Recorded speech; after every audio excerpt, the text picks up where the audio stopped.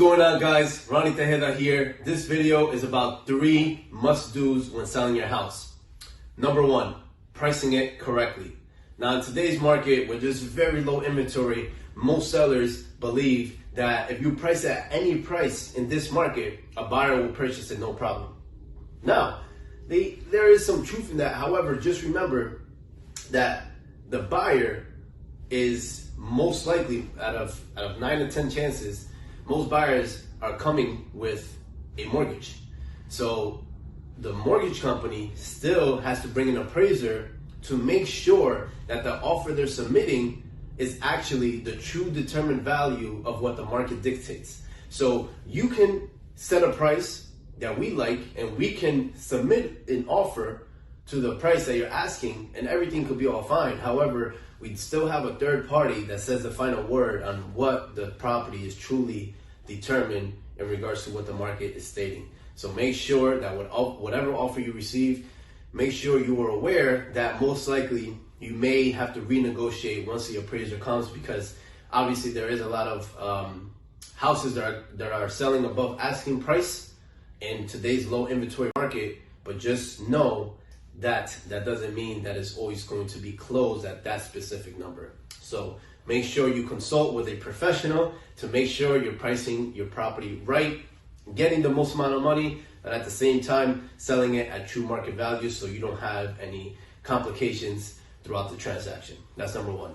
Number 2, keeping your emotions in check. Man, this is probably the most important one, because everything could go right, but if you are emotionally attached to the sale of your home, it's going to be very difficult for yourself and everybody involved in the transaction. Now, I personally understand that having sentimental value to a home is something that you can't put a price on. And it's easier said than done, not being emotionally attached to a home, which most homeowners been living in their house that they're selling for 10 years plus. I get it. I think about the house we sold years ago, where I grew up in, and my brothers and my parents grew up in, all day, every day. So I personally get it. But this is so crucial when it comes to selling your house, because once you make the decision to sell your home, that's not your home no more. That is not your home.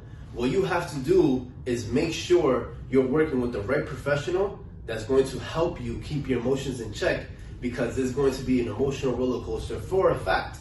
It's never easy selling your home. So that's number 2. Number 3, making sure you stage and declutter your home to the likings of the buyers in the market.